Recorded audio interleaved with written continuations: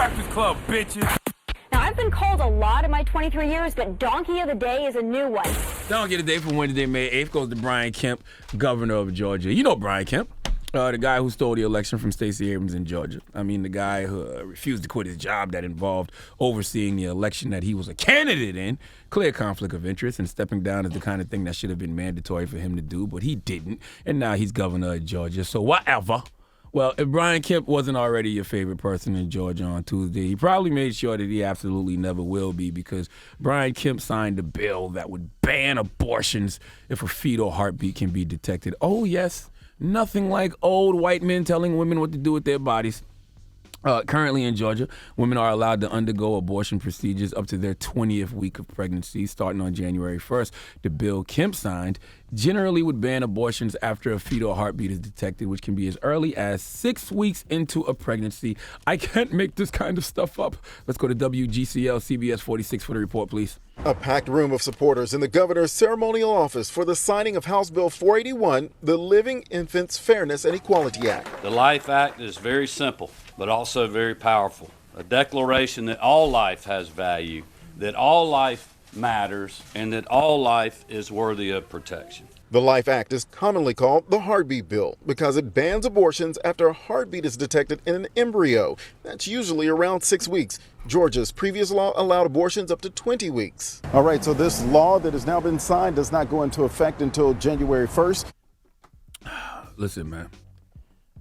Brian Kemp had more to say about this situation. Can we hear it, please? As you all know, Georgia is a state that values life. We protect the innocent. We champion the vulnerable. We stand up and speak for those unable to speak for themselves. I understand, like the others have said, that some oppose this legislation. I realize that some may challenge it in the court of law, but our job is to do what is right. We must protect life at all stages. All right, look, man, there's a man by the name of Sean Corey Carter, okay? The world knows him as Jay-Z, and he once said, "What you eat don't make me."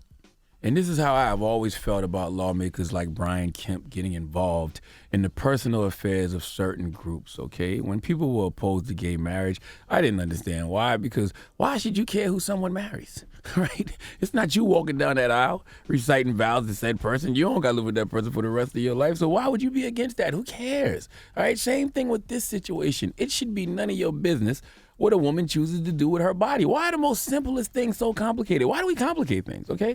I don't care why people want to get abortions, nor do I care if people get abortions. That's between them and their God, okay? Brian Kemp got 3 daughters.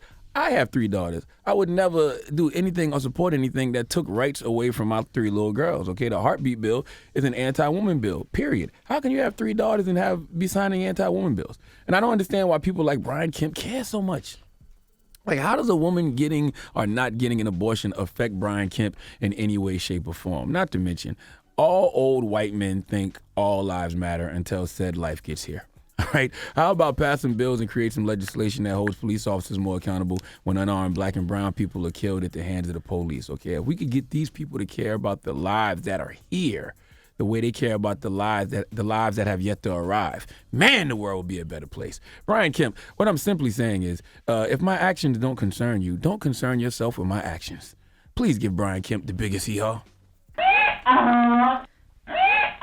And may I recommend a book by Dr. Willie Parker? He has a book called Life's Work. It's a moral argument for choice. And he's a doctor that was actually performing abortions when very few doctors were providing them for women in Mississippi and Alabama. And he talks about being a Christian, but also being a doctor who performs abortions, and why he was doing that work. And he'll present to you a whole bunch of different reasons why women were making these decisions and why he felt like it was necessary for him to actually provide that service. It's a great book. What's the name of the book again? It's called Life's Work by Dr. Willie Parker. Okay. And I wanted to play this clip from my man Bakari Sellers. He was on Bill Maher last Friday, and he had an interesting discussion about abortion rights, okay? And he said something that I thought was very profound. We have the clip.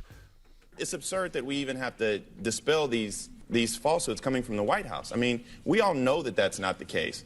But I mean, the simple fact that I like to always bring up with people is that I don't want Mitch McConnell, I don't want Lindsey Graham, I don't want Mike Pence and Donald Trump deciding what me and my wife do with her body. I mean, that is a decision she makes.